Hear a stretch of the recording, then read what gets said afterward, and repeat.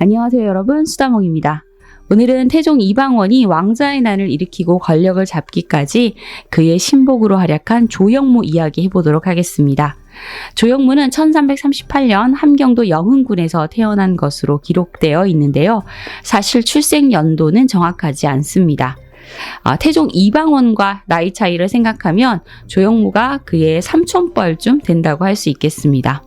조영무의 본관이 한양으로 기록되어 있는데요. 조영무 사후 그의 아들 조서가 본관을 영흥에서 한양으로 옮기면서 한양조씨의 시조가 되었다고 하는데, 한양조씨 측에서는 조영무 측이 한양조씨 본관을 도용했다고 주장하고 있습니다. 조영무는 원래 태조 이성계가 동북면에 있을 때부터 그의 사병으로 활약했었는데, 젊은 시절에는 눈에 띄지 않는 인물이었지만 이성계와 함께 전장을 누비며 성장해 이성계의 신임을 얻게 됩니다.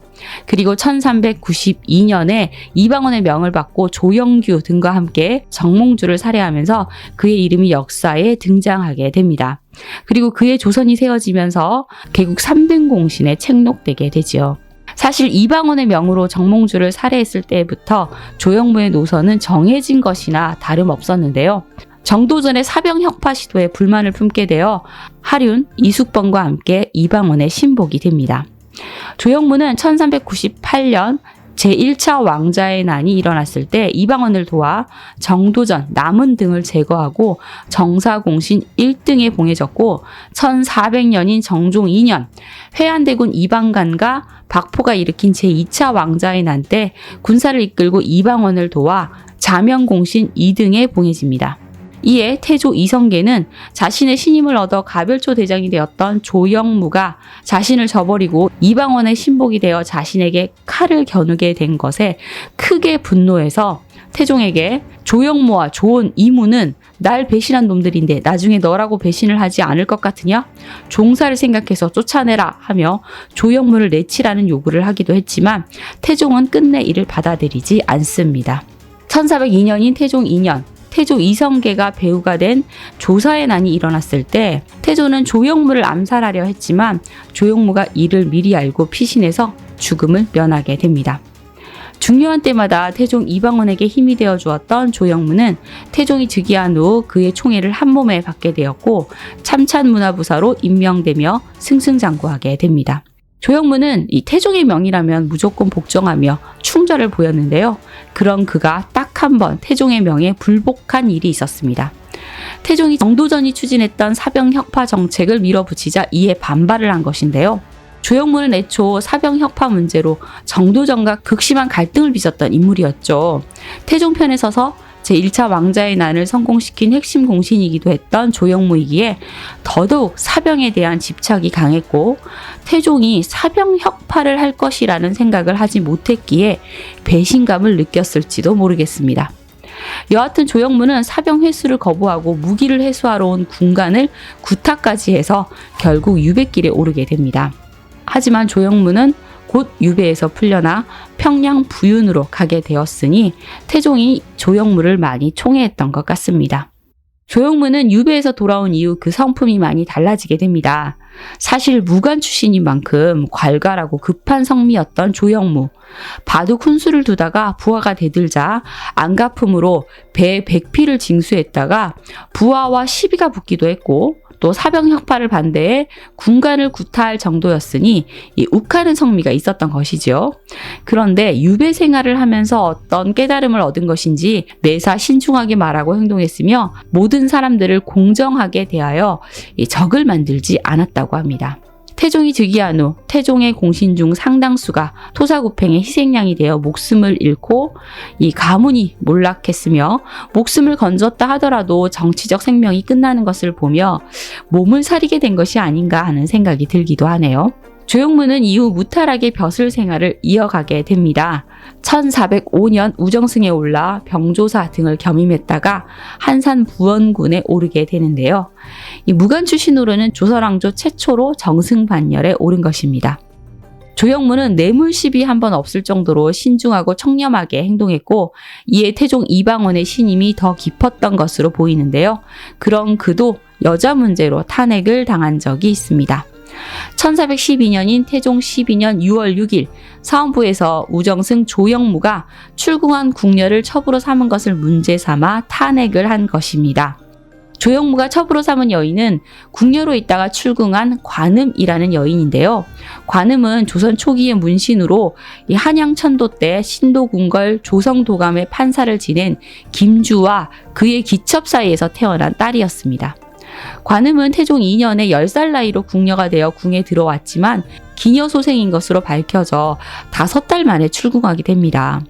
겨우 5달 만에 궁을 나갔지만 궁녀는 왕의 여자라고 여겼기에 궁녀를 첩으로 삼는 것은 불경죄에 해당이 된다며 그를 탄핵한 것인데요. 이에 태종이 먼저 사헌지평 이하를 불러들입니다.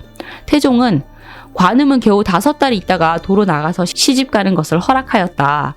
지금 이미 10여 년이 되었고 조영무가 첩으로 삼은 지도 오래이다 하며 조영무를 감싸는 말을 합니다. 이에 대사원 유정헌은 조영무가 크게 신하의 예를 잃었으므로 전일에 상서하여 죄를 청하였으나 유윤을 얻지 못하였습니다. 신 등이 생각하건대 이 여자는 주상이 비록 가까이 하지 않더라도 궁중에 있은 지 5달 만에 나갔으니 궁녀인 것이 분명합니다 하며 다시 조영무의 죄를 청합니다. 하지만 태종이 다시 조영무는 공신이니 죄를 줄 수 없다. 내가 그만두는데 경 등이 굳이 청한다면 어떻게 죄를 줄 것인가 하며 조영무를 감쌉니다. 그러자 유정헌이 다시 신하가 불경한 마음이 있는데 신 등이 법을 잡는 관원이 되어 그 죄를 청하지 않으면 죄가 같아지게 됩니다. 이것이 신이 굳이 청하는 까닭입니다.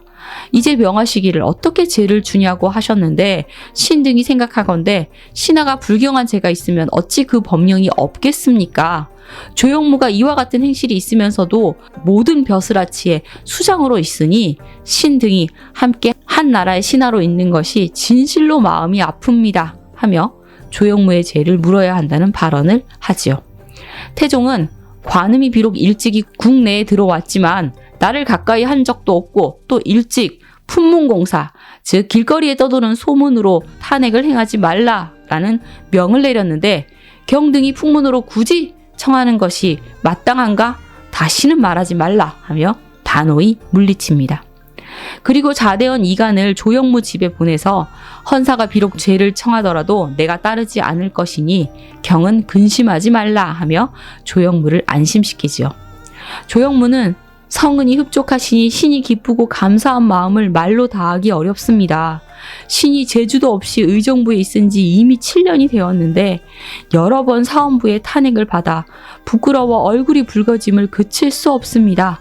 신의 직책을 파면하여 어진 사람으로 대신하십시오 하며 물러날 뜻을 전하는데요. 태종은 우정승이 지금 교체되면 사람들은 이 죄 때문이다 라고 할 것이라며 받아들이지 않습니다. 이후에도 사간원은 포기하지 않고 다시 상소했고 계속해서 조영무를 탄핵했지만 태종은 끝까지 조영무를 내치지 않았지요. 이 사건은 조영무에 대한 태종의 각별한 총애를 다시 한번 보여준 예라고 할 수 있겠습니다. 그 태종의 총애로 정승직을 유지하던 조영무는 1413년 태종이 거듭 만류함에도 병을 이유로 사직한 후 조용히 경기도 광주로 내려갑니다. 은퇴한 후 이숙번이 조영무를 찾아온 적이 있었는데요. 이때 조영무는 내 인생에 후회는 없지만 임금이 왕비의 형제인 민씨 형제들을 죽음으로 몰았을 때 도움을 주지 못한 것이 후회가 되오. 그대도 앞날이 평탄치 않을 것이니 부디 조심하시오 라는 말을 했다고 합니다. 당시 아나무인으로 행동하던 이숙번의 앞날을 예언한 것 같은 말이네요. 태종은 조영무의 빈자리를 조심성이 많은 남제로 채우게 되는데요. 하륜이 신중한 것을 따지면 조영무를 따를 자가 없습니다. 소신이 무슨 일을 추진할 때마다 조영무가 신중함을 요구해서 곤란한 일이 많았습니다 하며 조영무를 회상하는 말을 했고 이 말을 들은 태종은 웃으면서 그것은 조영무의 성품이 강직하기 때문에 일어난 일이지 하며 조영무의 성품을 칭찬하는 말을 했다고 합니다. 조영무는 1414년 7월 광주에서 숨을 거두게 되는데요. 태종은 조영무가 위독하다는 소식을 듣고 시의병을 앞세워 그의 집으로 가던 도중 조영무의 사망 소식을 듣게 됩니다. 이에 태종은 대신이 죽었을 때 3일간 조회를 쉬게 했는데 그 기간이 너무 짧으니 5일간의 애도 기간을 갖는 것이 어떠냐 하며 그의 죽음에 대한 깊은 애도를 표했으며 2달 후 친히 조영무의 빈소를 찾기도 합니다. 조영무가 태종에게 충성하긴 했지만 무조건 태종의 말을 따르기만 하는 예스맨은 아니었습니다. 실제로 태종이 이 정도전을 폄하하려 했을 때 정도전을 변호하며 이의를 제기한 적도 있었죠. 태종은 조영무가 한나라의 명제상 각광과 당나라의 명제상 위증에 견줄만 하다 하며 그에 대한 높은 평가를 내놓았고 그의 졸기에 조영무는 꾸밈이 없고 진실하며 바른 말을 좋아하고 정사에 임하여 그릇됨이 없었으므로 임금에게 중히 여기는 바가 되었다라는 기록이 있으니 조영무의 성품은 임금부터 그 아래 신료들에게까지 모범이 되었던 것 같습니다. 조영무의 묘소는 경기도 광주시 태촌면 광동리에 위치하고 있는데요. 태촌이라는 지명은 그가 정계를 은퇴한 후 태촌에 머물게 되면서 그의 호를 따라 지명을 태촌으로 바꾸게 되었다고 합니다. 조영무에 대한 이 태종의 총애는 그의 사후에도 이어집니다. 조영무의 넷째 아들 조윤이 아버지가 사망하고 한 달이 되지 않았을 때 이 기생과 동침을 했다는 이유로 사헌부로부터 탄핵을 당하게 됩니다. 이때 태종은 공신의 자손을 용서하는 것은 그의 조부와 부를 높이기 때문이거늘 조윤은 그 아버지 상중에 방자이 음란하게 굴었으니 스스로 그 아버지의 은의를 끄는 것으로 용서할 수 없다 하며 장 100대를 명합니다. 그런데 조윤은 이 일이 있은 지 4년 후 신이 실상 기생과 음란한 일이 없사온데 잘못되어 그 죄를 입었나이다 하며 신문고까지 치면서 억울함을 호소합니다. 당시 임금이었던 세종은 죄를 범한 바가 없었다면 그 당시에 변명할 것이지 이제 와서 신문고를 치는가 하며 그를 엄하게 다스리려 했는데요. 상황으로 물러나 있던 태종이 직접 세종에게 조윤이 비록 신문고를 함부로 친 죄가 있으나 그의 아버지 조영무의 공이 커 그 자손에게까지 용서가 미치지 않을 수 없다 하며 조윤을 용서해 줄 것을 청하게 됩니다. 세종은 부왕의 간곡한 부탁이 있어 조윤을 용서해 주고 그를 직접 불러 네가 법을 어기고 신문고를 쳤으니 마땅히 법에 처해야 하지만 너의 아버지를 존중해서 너를 용서한다 라며 용서의 이유를 말하기도 합니다. 조영무의 아들은 이 조영무에 대한 태종의 총애로 목숨을 구하게 된 것이네요. 조영무는 일개 사병 출신으로 개국공신의 반열에 오르며 인생 역전을 이뤄냈고 수많은 공신들이 토사구팽 당할 때에도 굳건히 자리를 지켰으며 자신이 원하는 시기에 은퇴를 했으니 성공한 인생이 아니었나 하는 생각이 드네요. 오늘의 이야기는 여기까지입니다. 여러분 좋아요, 구독, 알림 설정 잊지 마세요. 지금까지 수다몽이었습니다. 감사합니다.